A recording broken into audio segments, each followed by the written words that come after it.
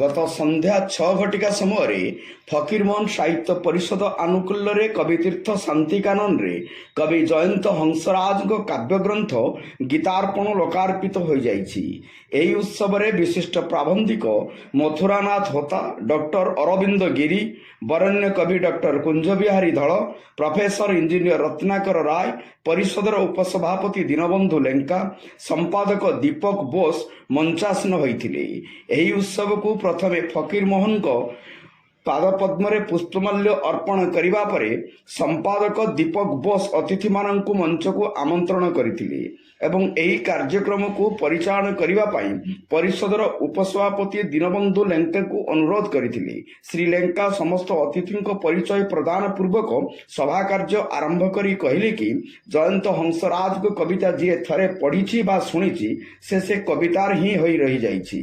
Doctor Kunjbihari धल अभिभाषण में कहले कि जयंत हंसराज रवींद्रनाथ टागोरंकर गीतांजलि कविता बहिर जड़े महान पंडित। से गीतांजलि को गर्भस्थ करिसेंती। तार फलस्वरूप कविता ग्रंथ गीतार्पण में तार प्रतिफलित होइछि।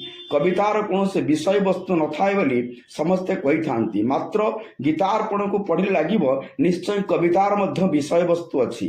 इंजीनियर राय कहले कि आसंता युवपीढ़ी कवि जयंत हंसराज एक उदाहरण। आम ओडिया साहित्य आज गर्वित। या परे अतिथि मानक करकमल गीतार्पण पुस्तकटी उन्मोचित होइथिला।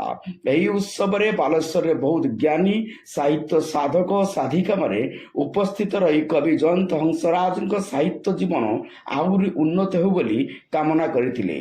सर्वशेष धन्यवाद सह उन्मोचन उत्सव को सांग करा जाइथिला।